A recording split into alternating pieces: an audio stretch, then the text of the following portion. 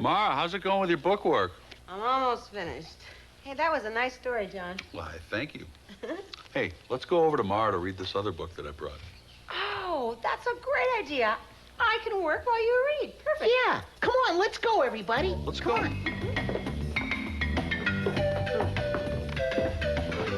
Now I know why they call you Uncle John. Oh, why, Mara? Oh, because John was nice enough to find out how I was doing working here and nice enough to come over and read. Thank you. You're welcome. It's no big deal. And this other book that I have is called Rose Meets Mr. Wintergarten. Oh, did they get together for dinner and some pizza or for some taco salad, maybe? No, for cookies.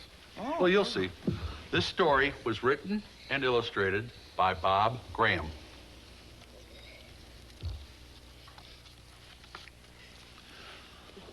The morning the Summers family moved into their new house, they felt at home. Faith and Rose put up their pictures. Baby Blossom watched. Mr. and Mrs. Summers planted pansies, petunias, daisies, and geraniums. Their garden was a carpet of flowers, and all before the sun went down.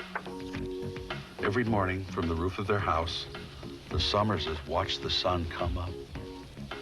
The sun never touched the house next door. Next door, everything bristled. Next door lived Mr. Wintergarten.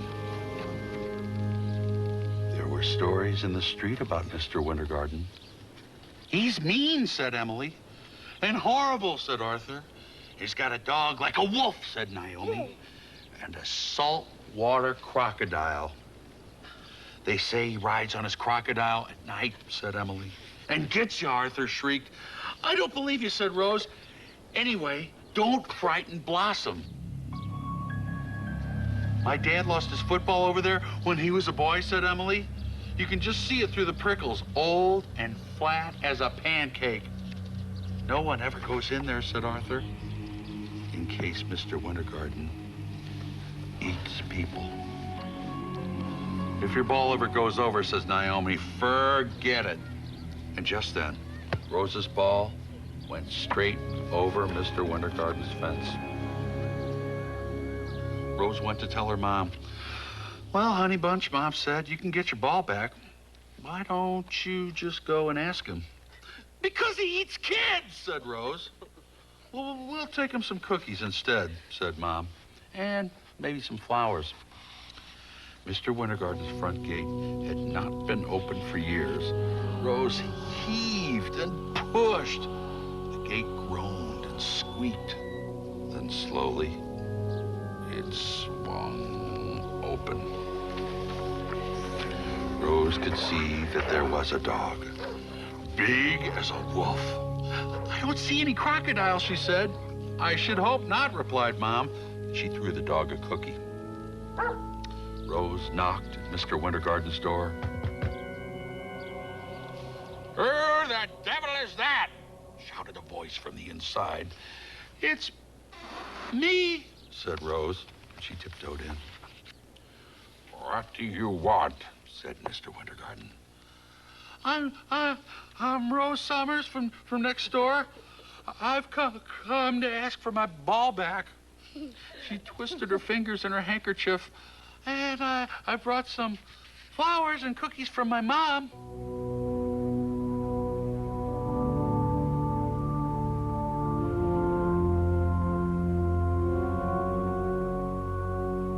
Mr. Wintergarten glared at her.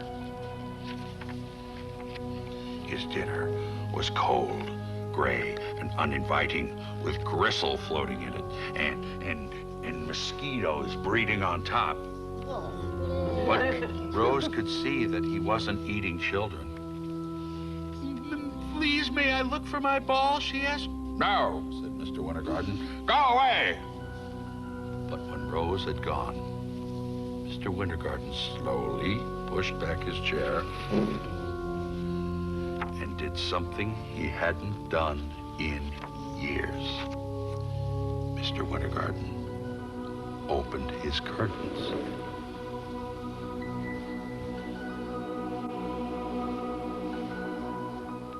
He sat on his front step in the sun. No one has ever asked for their ball back, he said to himself. Oh, I brought cookies. He saw Rose's ball, and he thoughtfully pushed it with his toe.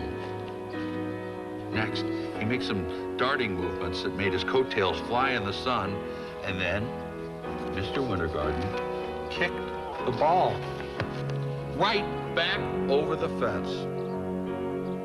Nice kick, said Rose. Great catch, said Mr. Wintergarten. Or would you mind throwing me back my slipper? Catch, Mr. Wintergarten, said Rose, throwing back the slipper. Good throw, Rose, said Mr. Wintergarten. Let's play again tomorrow. The end. Well, what do you think happened the next day, Ryan? They played. They played? They played again? Mm-hmm. Do you think they played kick the ball over the fence? Yeah. No. Or do you think they maybe forgot about the fence and got together to play in somebody's yard? Yeah. Do you think they played together again?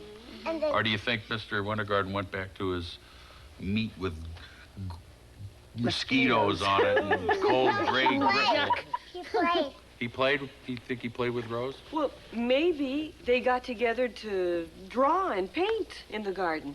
Maybe they got together and they had cookies and read stories.